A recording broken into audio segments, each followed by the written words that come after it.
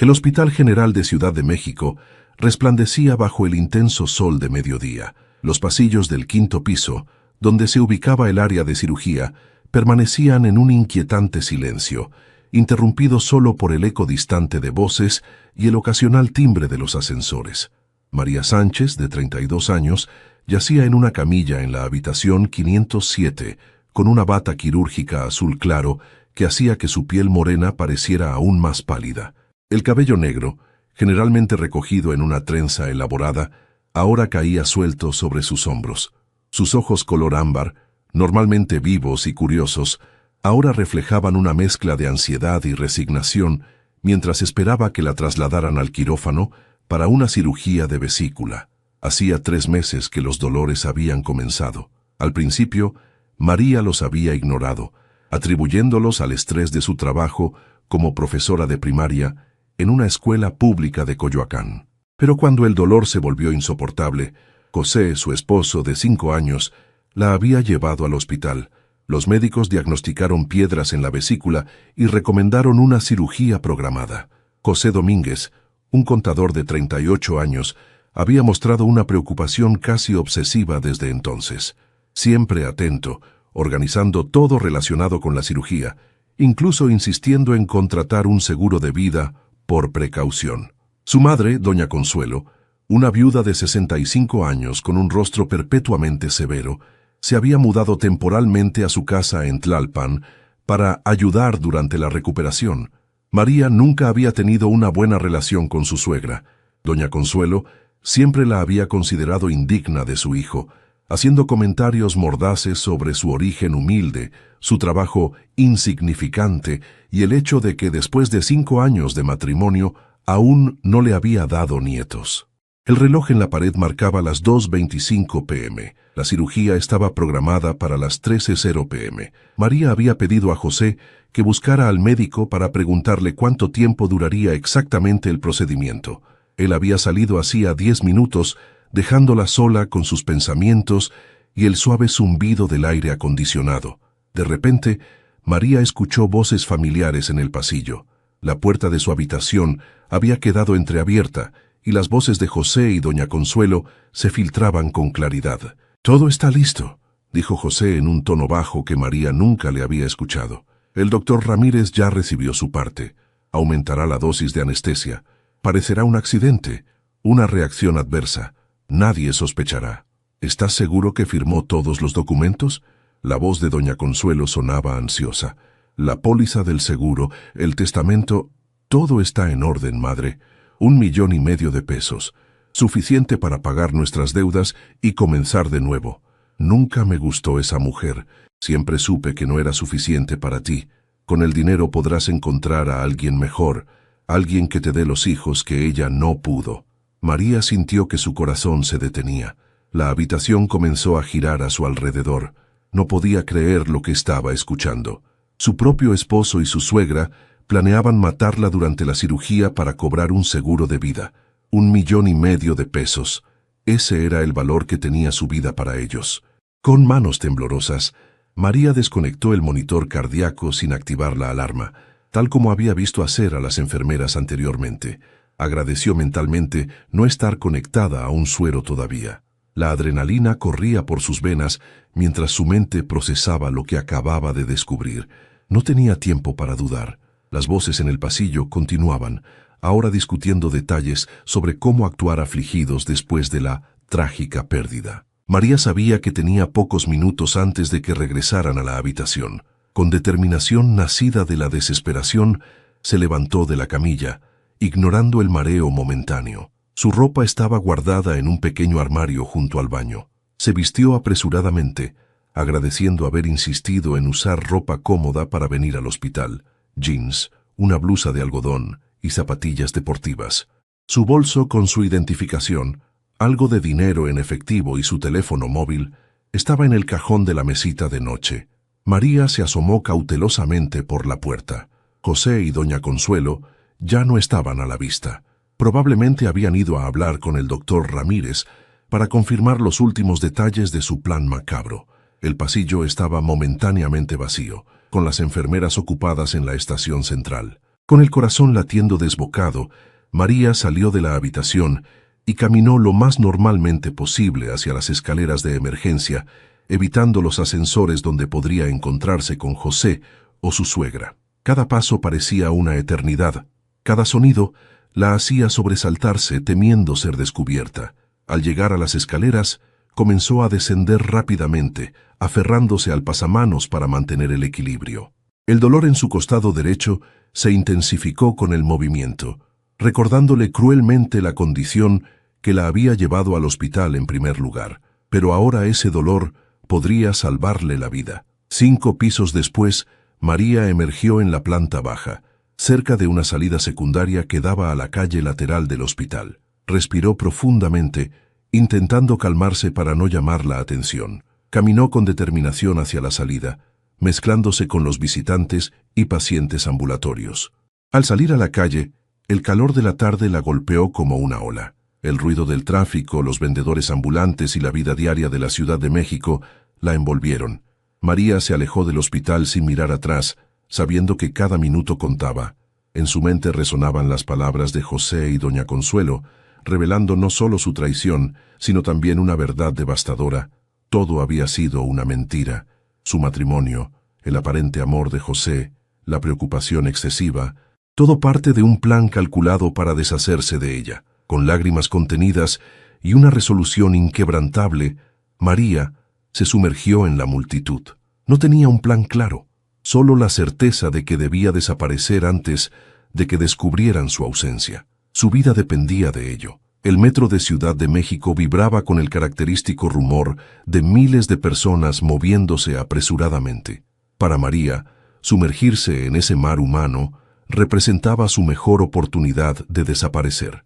Con pasos decididos, descendió por las escaleras de la estación Hospital General, mezclándose entre oficinistas que regresaban a sus hogares y estudiantes con mochilas coloridas. Su mente trabajaba frenéticamente mientras compraba un boleto. No podía ir a casa, obviamente. Tampoco a casa de sus padres en Puebla. Sería el primer lugar donde José la buscaría.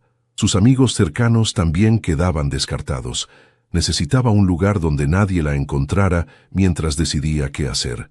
El vagón del metro estaba abarrotado, lo que proporcionaba un perfecto anonimato. María se aferró a una barandilla, intentando controlar el temblor de sus manos. El dolor en su costado pulsaba como un recordatorio constante de su condición, pero ahora ese dolor significaba vida.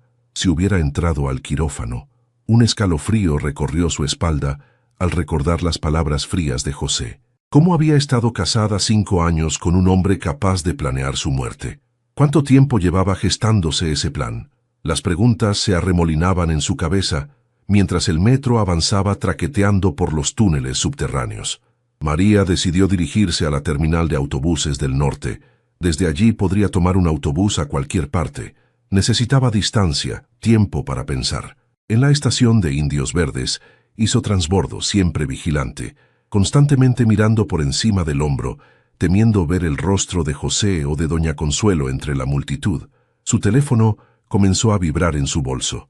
Lo sacó cautelosamente. La pantalla mostraba 6 llamadas perdidas de José y un mensaje. ¿Dónde estás? Los médicos te están esperando. María apagó el teléfono inmediatamente. Era cuestión de tiempo antes de que José se diera cuenta de lo sucedido. Probablemente ya estaría buscándola por todo el hospital, preguntando a enfermeras y guardias de seguridad. Revisaría las grabaciones de las cámaras de seguridad. No tenía mucho tiempo. En la terminal de autobuses, María se acercó a la taquilla con una idea repentina. Compró un boleto para Acapulco, un destino turístico obvio donde sería fácil perderse entre la multitud, pero no tenía intención de ir allí. Era una pista falsa. Con el boleto en mano, se dirigió al baño de mujeres. En la privacidad de un cubículo, sacó su cartera y contó su dinero.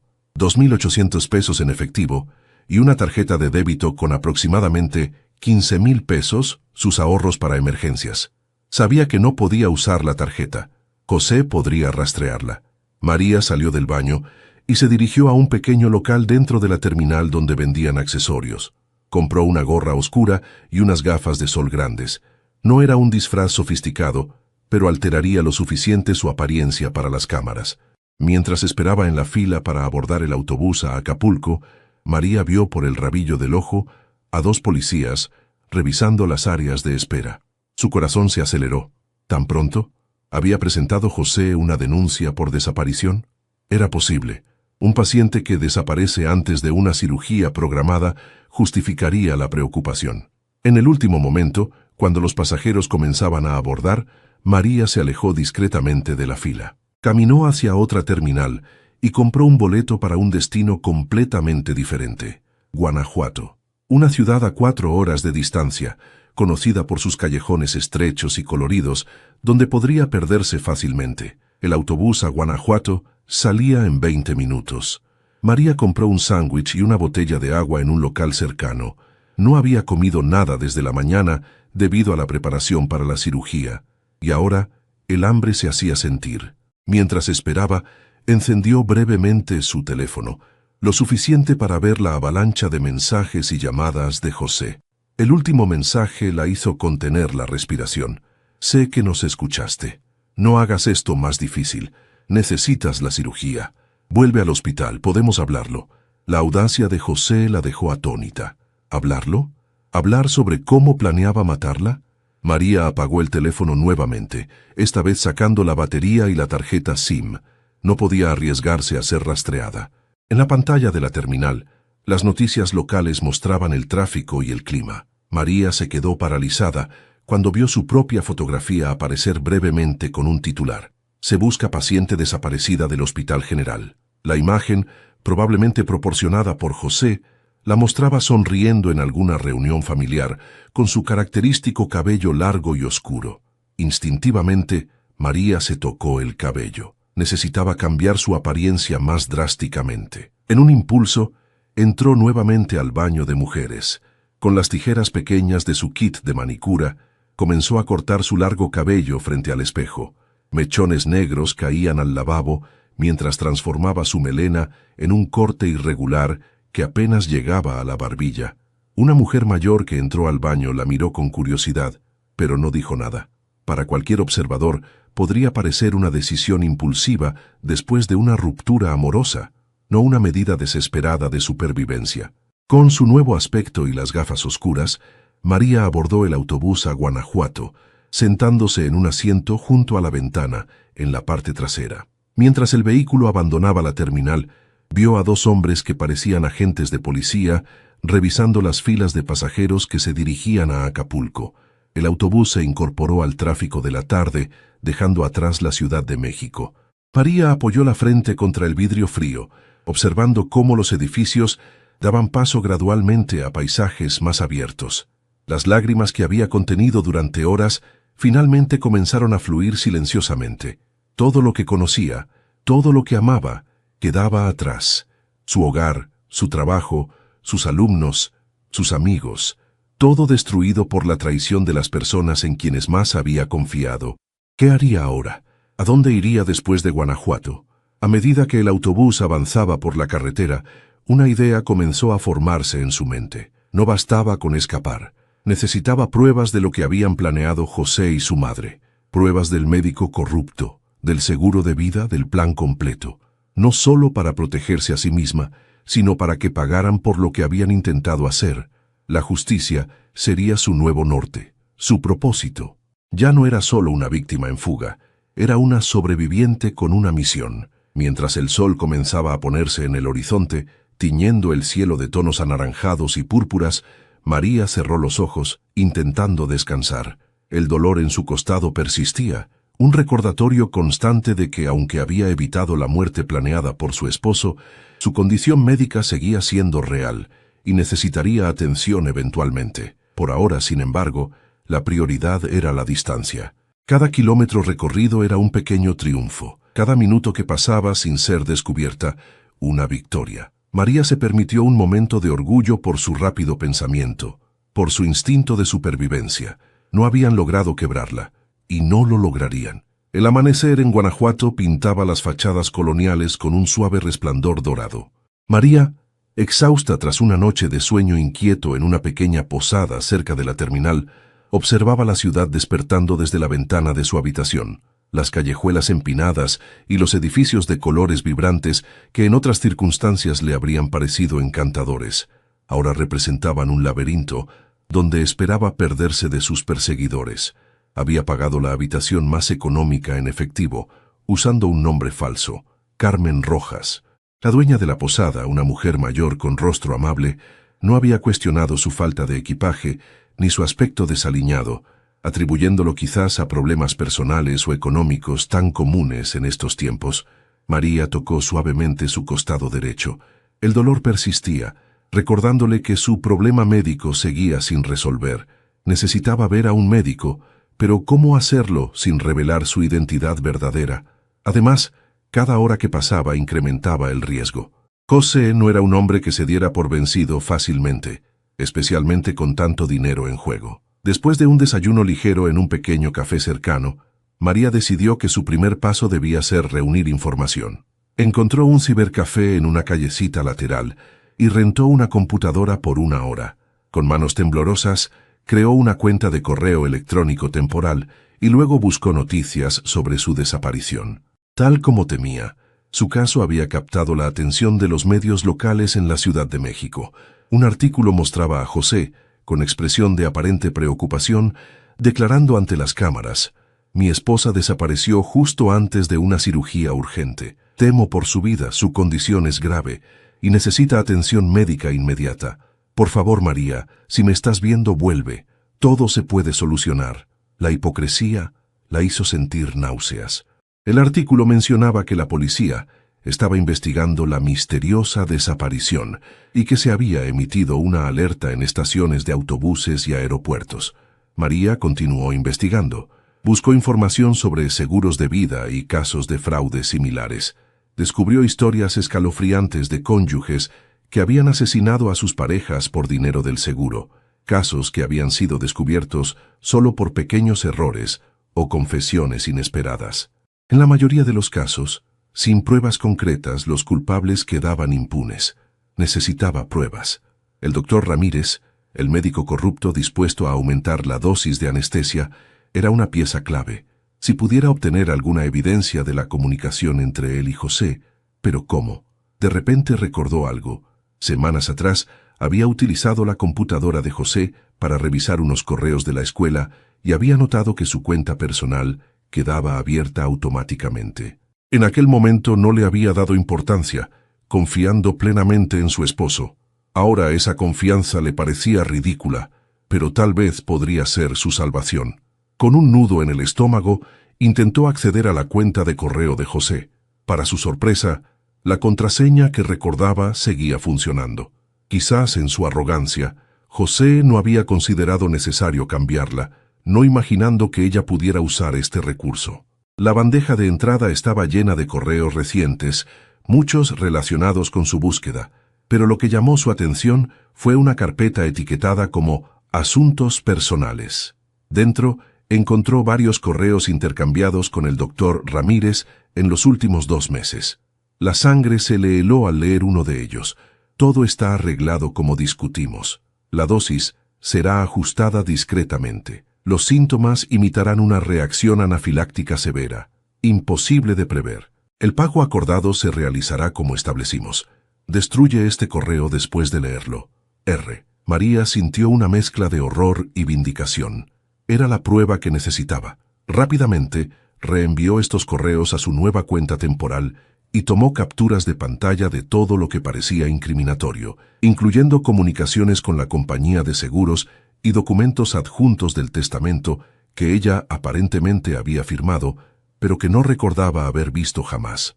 Mientras descargaba las evidencias a una memoria USB que compró en el mismo cibercafé, María notó otro correo que le heló la sangre. José había escrito esa misma mañana a un contacto llamado Sergio, un antiguo amigo de la universidad que ahora trabajaba como investigador privado. Necesito encontrarla cuanto antes. El dinero no es problema. Tengo razones para creer que podría dirigirse a Guanajuato. Verifica todas las posadas y hoteles económicos. Te envío su foto actualizada. Es urgente. Podría usar el nombre de Carmen o María del Carmen. ¿Cómo había adivinado José su destino? ¿Habían revisado las grabaciones de seguridad de la terminal? o simplemente estaba enviando a su contacto a verificar múltiples ciudades simultáneamente. Cualquiera fuera el caso, su tiempo en Guanajuato había expirado. Tenía que moverse nuevamente, y rápido.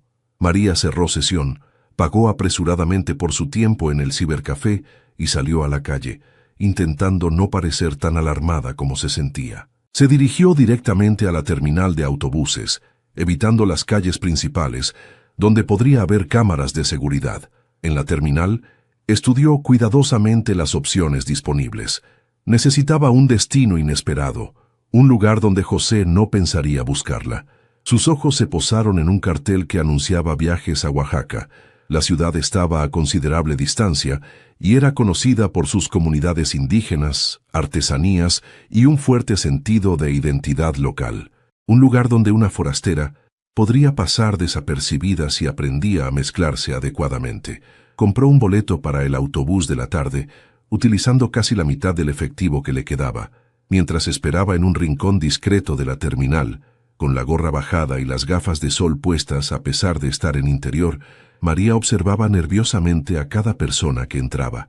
Un hombre de mediana edad con una tablet en mano captó su atención. Vestía casualmente, pero algo en su manera de moverse, en cómo escaneaba metódicamente la terminal, le pareció profesional, calculado. ¿Sería Sergio, el investigador contratado por José? María se tensó cuando el hombre comenzó a caminar en su dirección. Fingió revisar su teléfono, ahora apagado y sin batería, mientras planeaba mentalmente una ruta de escape. El hombre pasó junto a ella, deteniéndose a pocos metros para mostrar algo en su tablet a una empleada de la terminal. Aunque no podía escuchar la conversación, María vio claramente lo que mostraba en la pantalla, su fotografía, la misma que había aparecido en las noticias. La empleada negó con la cabeza, aparentemente no reconociéndola. El hombre continuó su camino, mostrando la imagen a otras personas. Era el momento de moverse. Con el corazón latiendo desbocadamente, María se levantó y caminó casualmente hacia los baños, pasando junto a una salida de emergencia. En cuanto estuvo fuera de la vista del investigador, cambió de dirección y salió por la puerta lateral, emergiendo en un callejón estrecho. El autobús a Oaxaca no saldría hasta dentro de 3 horas, y la terminal ya no era segura. Tendría que encontrar otra manera de salir de Guanajuato. María caminó apresuradamente, alejándose de la terminal, internándose en el laberinto de callejones coloridos que caracterizaban a la ciudad. En una pequeña plaza, encontró un grupo de turistas siguiendo a un guía local. Se unió discretamente al grupo, escuchando la explicación sobre la historia de Guanajuato, las minas de plata y las momias famosas. El grupo le proporcionaba anonimato temporal mientras decidía su próximo movimiento. Fue entonces cuando lo vio. En un café con mesas en la acera, a escasos metros de distancia, estaba José en persona, revisando su teléfono con expresión tensa. El impacto de verlo allí tan cerca casi la hace tropezar. ¿Cómo había llegado tan rápido? Debió haber tomado el primer vuelo disponible en cuanto su contacto le informó sobre una posible pista. María se giró rápidamente, dando la espalda al café, mezclándose más profundamente entre los turistas. Su mente trabajaba frenéticamente. José estaba aquí. El investigador estaba en la terminal. Estaban cerrando el cerco. Necesitaba un plan, y lo necesitaba ahora. El cielo de Guanajuato se oscurecía gradualmente, anunciando una tormenta inminente. María se refugió en una pequeña iglesia casi vacía, sentándose en el último banco, mientras intentaba calmar su respiración agitada. Las imágenes de santos la observaban con expresiones serenas ajenos a su desesperación. Había logrado evadir tanto a José como al investigador durante las últimas horas, moviéndose constantemente, aprovechando los grupos de turistas como camuflaje, escondiéndose en tiendas y callejones. Pero sabía que no podría seguir así indefinidamente. El dolor en su costado se intensificaba, recordándole que necesitaba atención médica pronto, y su dinero se agotaba rápidamente. Mientras observaba las velas parpadeantes frente al altar, una claridad repentina iluminó su mente. Había estado huyendo, reaccionando en lugar de actuar. Era hora de tomar la ofensiva.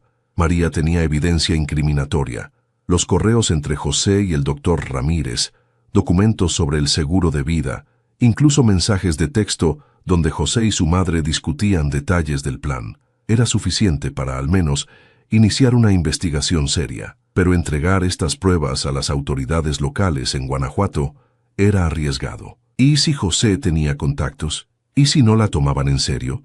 Necesitaba a alguien de confianza, alguien que no pudiera ser fácilmente influenciado.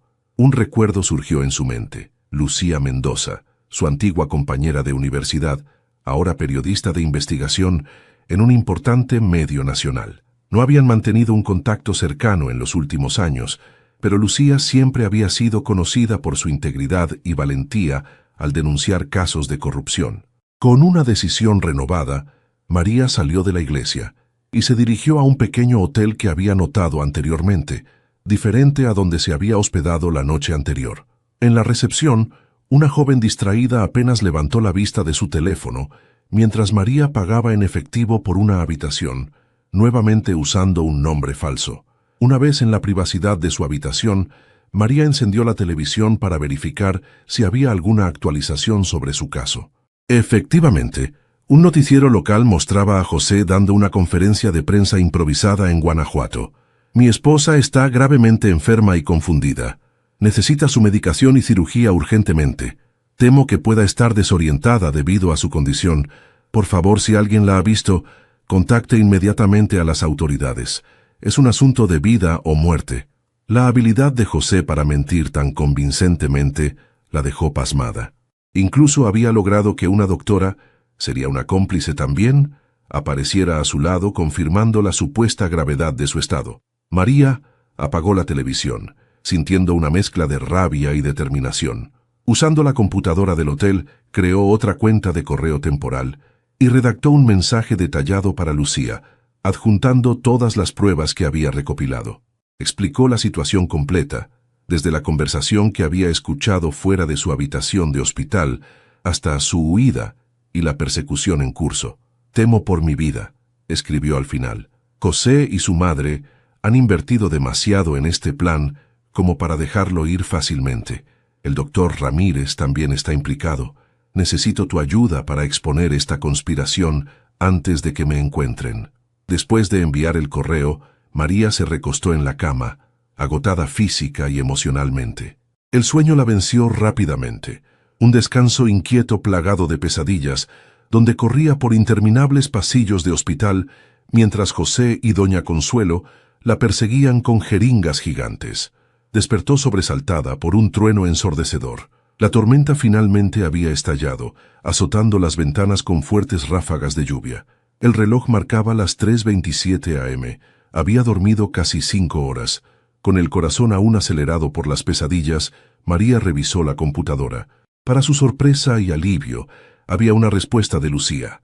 María, esto es extremadamente grave. He revisado las pruebas que enviaste y son contundentes. Estoy contactando a un fiscal de confianza en la Ciudad de México que se especializa en casos de intento de homicidio y fraude. Necesito hablar contigo directamente. ¿Puedes llamarme al siguiente número desde un teléfono seguro? La esperanza, un sentimiento casi olvidado en las últimas 36 horas, comenzó a crecer en el pecho de María. No estaba sola en esto. Alguien le creía, alguien con recursos y contactos que podían ayudarla.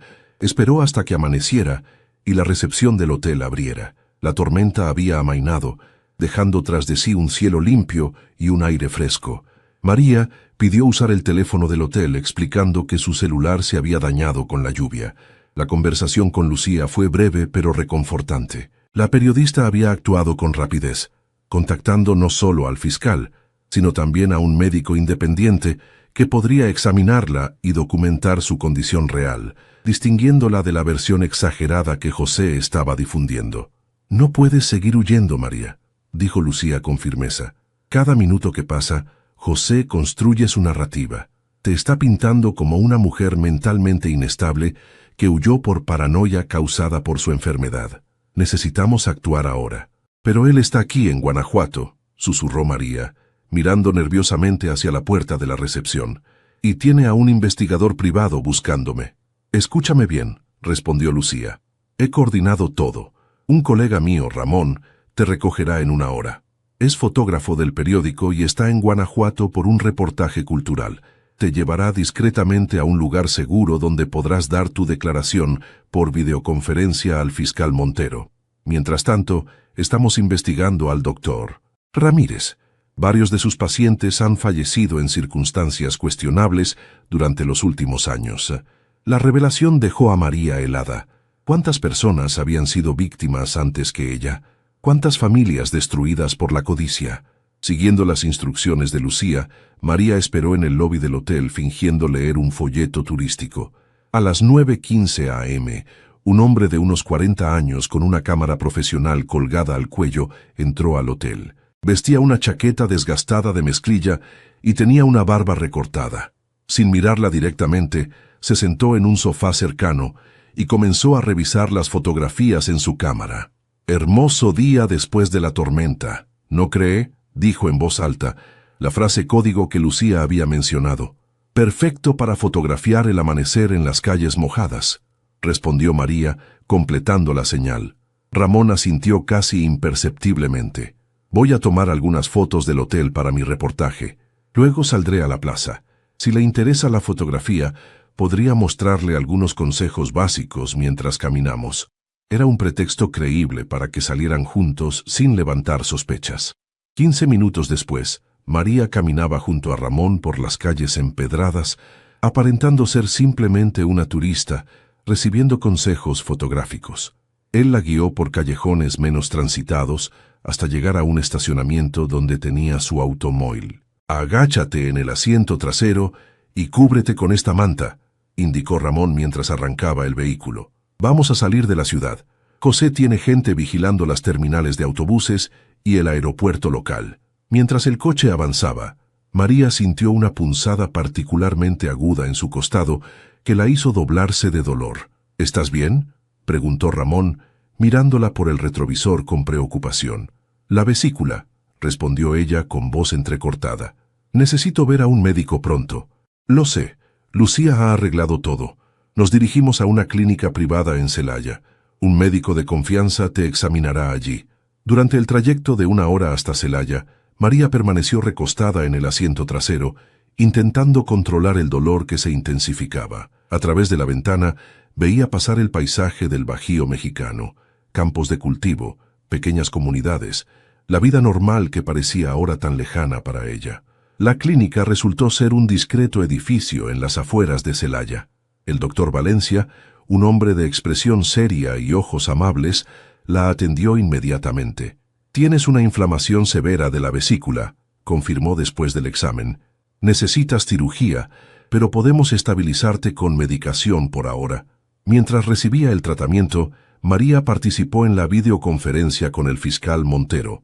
Era un hombre de mediana edad, con lentes de montura gruesa y una expresión que transmitía competencia y determinación.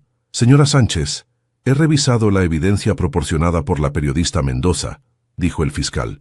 «Es suficiente para iniciar una investigación formal. Hemos emitido una orden de detención contra su esposo, José Domínguez, y estamos localizando al doctor Ramírez para interrogarlo». «¿Y su madre?», preguntó María. «Doña Consuelo es parte central de esta conspiración. También está incluida en la investigación», aseguró Montero. «Pero necesitamos su declaración formal». «¿Está dispuesta a testificar?». «Absolutamente», respondió María sin dudar. «Quiero justicia, no solo por mí, sino por cualquier otra persona que pudiera haber sido víctima de ellos». Mientras tanto, en Ciudad de México, la historia comenzaba a desarrollarse con una velocidad vertiginosa. Lucía había publicado un reportaje preliminar en la edición digital de su periódico, titulado «Conspiración médica. ¿Cuántas muertes han sido realmente asesinatos?». El artículo, cuidadosamente redactado para no comprometer la investigación oficial, mencionaba un caso de presunto intento de homicidio, involucrando a un médico del Hospital General y un plan para cobrar un seguro de vida. La noticia se propagó rápidamente en redes sociales. Otros periodistas comenzaron a investigar. Una enfermera del Hospital General, que había sospechado durante años de las prácticas del doctor Ramírez, pero temía hablar, finalmente se presentó con información sobre otras muertes sospechosas bajo su supervisión. Esa misma tarde, mientras María descansaba en la clínica protegida por 2 agentes policiales, Ramón le mostró las noticias en su tablet. José había sido detenido mientras intentaba abordar un vuelo a Cancún. Su rostro desencajado aparecía en la pantalla mientras los oficiales lo escoltaban, esposado, a una patrulla policial. Lo atraparon cuando intentaba huir, explicó Ramón. Aparentemente, cuando vio el artículo de Lucía, entró en pánico. El doctor Ramírez también está bajo custodia policial. Fue detenido en su consultorio privado. Según informes preliminares, encontraron documentación comprometedora sobre varios casos similares. María observó la imagen de José, ese hombre que alguna vez había amado profundamente, ahora revelado como un monstruo calculador. Una mezcla compleja de emociones la invadió: alivio, tristeza, ira, pero sobre todo, una sensación de reivindicación. No estaba loca, no era paranoica. Su instinto de supervivencia le había salvado la vida. ¿Y doña Consuelo?, preguntó. Intentó destruir evidencia en su casa, pero llegaron a tiempo, respondió Ramón. Está siendo interrogada en estos momentos.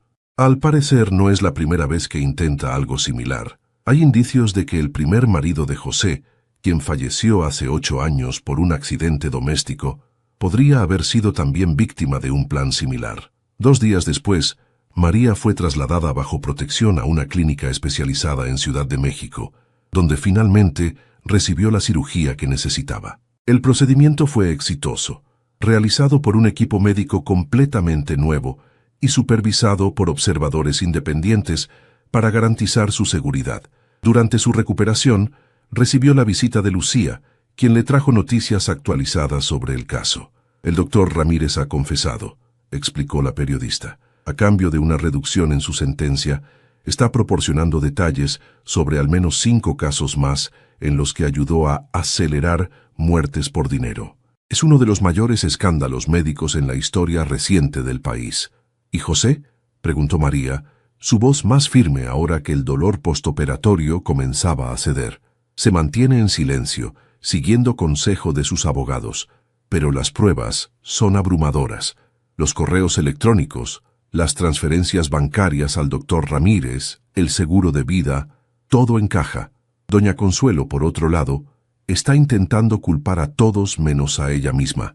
3 semanas después, ya recuperada físicamente aunque aún procesando el trauma emocional, María se presentó formalmente ante el tribunal para dar su testimonio. Con voz clara y firme, relató todo. Cómo había escuchado la conversación fuera de su habitación de hospital, su huida desesperada, la persecución y finalmente, cómo había logrado reunir las pruebas necesarias para exponer la conspiración.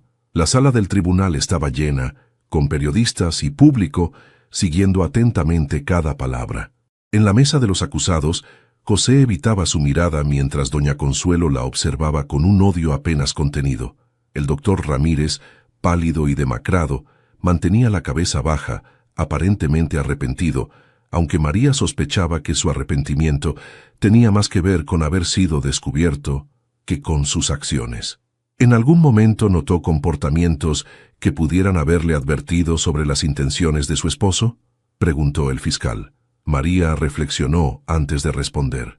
Hubo señales que ignoré: su insistencia en el seguro de vida, la forma en que él y su madre cuchicheaban y cambiaban de tema cuando yo entraba, la preocupación excesiva por los detalles de la cirugía, pero cuando amas a alguien, tiendes a verlo mejor, a justificar comportamientos extraños. Nunca imaginé que la persona que prometió amarme y protegerme estaría planeando mi muerte. El juicio se extendió por varios meses, atrayendo atención nacional. Eventualmente, José fue condenado a 40 años de prisión por intento de homicidio, conspiración y fraude. Doña Consuelo recibió 25 años como cómplice. El doctor Ramírez, a pesar de su cooperación, fue sentenciado a 30 años y se le revocó permanentemente su licencia médica. Un año después, María se encontraba sentada en la terraza de un pequeño café en Oaxaca, donde finalmente había decidido establecerse. La ciudad que inicialmente había considerado como un refugio temporal se había convertido en su hogar. Había encontrado trabajo como maestra en una escuela local, donde sus alumnos la adoraban y comenzaba lentamente a reconstruir su vida. Frente a ella estaba Lucía, quien había venido a visitarla y a compartir noticias sobre un libro que estaba escribiendo, documentando todo el caso y exponiendo las fallas en el sistema que permitieron que casi ocurriera esta tragedia. ¿Cómo te sientes ahora?, preguntó Lucía, observando a su amiga con curiosidad.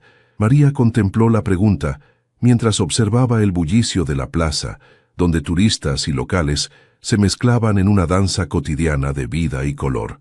Sobreviviente, respondió finalmente. A veces todavía tengo pesadillas. A veces me pregunto cómo no vi lo que estaba justo frente a mí, pero cada día es más fácil. He aprendido a confiar nuevamente, no de forma ciega, sino con los ojos bien abiertos. ¿Has pensado en volver a la Ciudad de México?, preguntó Lucía. María negó con la cabeza. Aquí he encontrado paz, nuevos amigos, un propósito renovado, y lo más importante, he encontrado mi propia fuerza. Nunca volveré a ser víctima de nadie. Mientras el sol comenzaba a ponerse sobre las montañas que rodeaban Oaxaca, tiñendo el cielo de tonos anaranjados y púrpuras, María sonrió genuinamente. La traición de José y doña Consuelo había intentado quitarle la vida, pero irónicamente le había dado algo mucho más valioso, la certeza de su propia fortaleza y resiliencia, la capacidad no solo de sobrevivir, sino de reconstruirse, de encontrar justicia y, finalmente, de seguir adelante. El caso había creado conciencia nacional sobre la vulnerabilidad de los pacientes y había llevado a reformas en los protocolos hospitalarios. Varias vidas habían sido salvadas indirectamente gracias a su valentía. ¿Sabes qué es lo más irónico?, dijo María, mirando pensativamente su taza de café. Ellos planearon mi muerte para comenzar una nueva vida con el dinero del seguro. Al final, fui yo quien comenzó una nueva vida, mientras ellos pasarán décadas tras las rejas. Lucía asintió, levantando su taza en un brindis silencioso por el coraje y la determinación de su amiga. En las calles de Oaxaca, la vida continuaba vibrante y auténtica, y María Sánchez, quien había escuchado un plan macabro apenas 5 minutos antes de una cirugía y había tenido la valentía de huir, ahora caminaba entre esas calles con la cabeza en alto, libre del miedo, lista para cualquier desafío que el futuro pudiera traer, porque había aprendido la lección más valiosa: cuando la vida te pone contra la pared, a veces la única opción es correr. No por cobardía, sino para ganar tiempo, reunir fuerzas y, finalmente, enfrentar la injusticia cara a cara. Y en ese enfrentamiento había ganado no solo su libertad, sino también su verdad.